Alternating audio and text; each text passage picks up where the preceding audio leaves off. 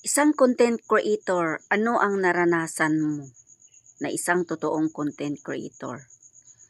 Ang naranasan ko sa isang content creator ay ang pagod at puyat. Pagod at puyat, no? Dahil ako nagpuyat talaga ako sa pag-engage sa kapwa kong content creator. Basta may time lang ako, may internet lang, hindi burn out.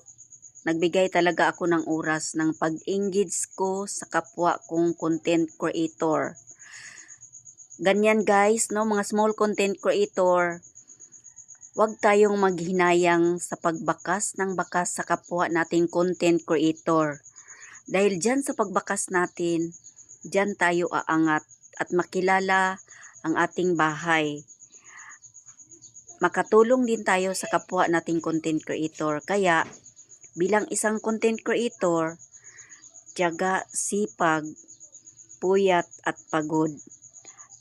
Ganyan talaga guys, no? Pareho lang yan sa trabaho natin.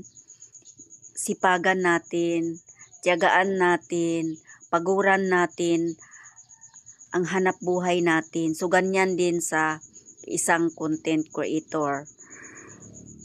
Ganyan guys, no? Maranasan natin talaga ganyan. Sometimes, mawala na tayo ng gana. Ako ilang beses na ako parang mag-stop na talaga ako. Tapos isipin ko na naman, masayang ang pinaghihirapan ko na marami na akong nagawa. Tapos mag-stop ako. So, nakita ko yung mga tutorial na nagpa-encourage. So, na-encourage na naman ako. Nag-upload na naman ako. So, ganyan guys, no? Sometimes, manghinaan talaga tayo ng loob, no? Makuan gyud ta ba ka ng usahay, mawala ng pag-asa. Sometimes, mawalan tayo ng pag-asa bilang isang content creator.